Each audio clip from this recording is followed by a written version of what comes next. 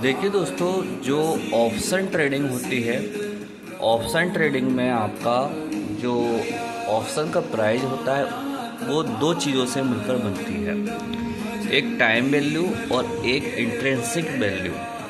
Time value आपकी होती है जो आपका ये दिखाता है कि उस प्राइस में जितना टाइम वैल्यू है उतना तो उस प्राइस को लेस किया ही जाएगा एक्सपायरी तक। निफ्टी का अगर एक्सपायरी देखा जाए तो निफ्टी का एक्सपायरी होता है हमारा वीकली, ठीक है। मंगलवार के मंगलवार ये एक्सपायरी होती है हमारी। अब देखिए एक्सपायरी पे ये काम कैसे करता है, टाइम वैल्यू कैसे हमको मिलती है। ऑप्शन सेलर जो सेबी बोलती है, जो गवर्नमेंट बोलती है कि ऑप्शन बायर 99% लॉस करता है और 99% चांसेस होते हैं ऑप्शन सेलर के प्रॉफिट में आने के। तो ऑप्शन सेलर के लिए जो टाइम वैल्यू होती है वो रामबाण होती है। वो आपका प्योर घी होता है। घी से मतलब है कि इतना पावरफुल होता है ये ऑप्शन सेलर के लिए कि वो आपको प्रॉफिट दिलाता ही दिलाता है। 90% केसेस में ऑप्शन सेलर पैसा प्रॉफिट बनाकर लेकर जाता है अपने घर पर, ठीक है। तो अब ये कैसे होता है, किस तरीके से होता है, थोड़ा समझने की कोशिश करते हैं। निफ्टी जैसे चल रहा है हमारा 24,300 के आसपास, ठीक है।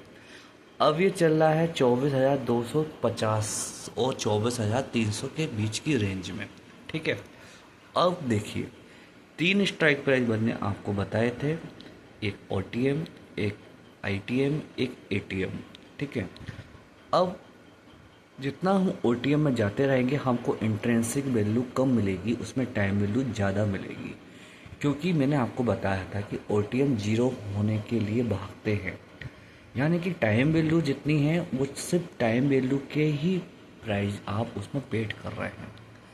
जैसे कि 24,300 का ये प्राइस है, 24,400, 24,450, 24,350 का जो आपका ऑप्शन प्रीमियम है वो डिके होता जाएगा और धीमे धीमे आपका नीचे आता जाएगा। जिस तरीके से ये आया, ये देखिए 24,300 का जो पुट है, ये देखिए 3 दिन पहले कहाँ था।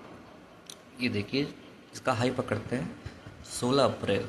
16 अप्रैल को ये था 311 का और अभी पड़ा हुआ है ये 146 पर। अगर आपने ऑप्शन सेलिंग की होती तो 311 के हिसाब से 150, यानी कि लगभग 150-200 पॉइंट के आसपास आप इसमें गवा चुके हैं, यानी कि प्राइस कम हो चुका है। और ऑप्शन सेलर का हमको पता है जितना पैसा कम होता है उतना पैसा हमको इसमें मिलता है। अगर 300 के आसपास हमने इसको सेल किया होता तो ये 150 पर अभी चल रहा है, तो 150 पॉइंट हमको जा चुके होते, यानी कि 150 पॉइंट का प्रॉफिट हमारे हाथ में आ चुका होता। तो ये क्यों हुआ, ये देखिए ऑप्शन पुट 24,300 का नीचे आया क्योंकि बाजार ऊपर गया। हमेशा याद रखिए, जब पुट ऊपर जाता है यानी बाजार गिर रहा है, और जब कॉल ऊपर जा रहा है यानी बाजार ऊपर जा रहा है। देखिए बाजार, या हमारी निफ्टी का स्पॉट चार्ट है, बाजार ऊपर जा रहा है और ये पुट हमारा नीचे आ रहा है। ये देखिए पुट हमारा नीचे आ रहा है।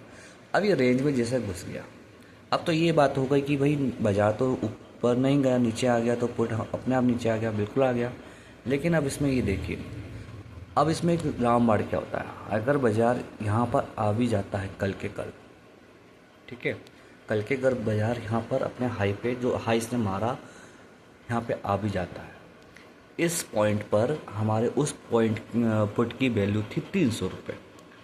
अब अगर बाजार कल को यहाँ पर आ भी जाता है और इससे ऊपर भी निकल जाता है, यहाँ पे भी आ जाता है, कहीं भी इस रेंज के ऊपर आ जाता है, तब भी इस पुट की वैल्यू यहाँ पर नहीं आएगी। क्यों नहीं आएगी, क्योंकि इसमें जो टाइम वैल्यू था वो जा चुका है, और टाइम वैल्यू चला गया, यानी कि आपका एक्सपायरी क्लोज आ चुका है।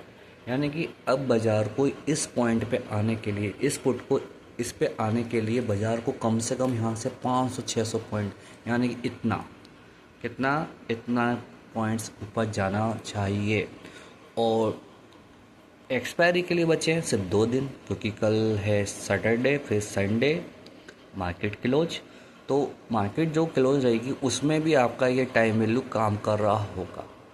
मंडे और ट्यूसडे 2 दिन बचेंगे और 2 दिन में बाजार इतना ऊपर जाने का संभावना नहीं दिखाई दे रहा। तो ये टाइम डिके होता है, ये इंटेंसिव वैल्यू और टाइम वैल्यू होती है। इसका डिटेल एनालाइज अगर चाहिए तो नेक्स्ट बैच की जो वीडियो है उसको देख लीजिए, उसमें मैं आपको एक्सप्लेन कर चुका हूँ। चैनल के लिए एक अलग से वीडियो बनाया जा रहा है, उसमें पूरी कंप्लीट डिटेल इसमें बेसिक नॉलेज बता दी जाएगी।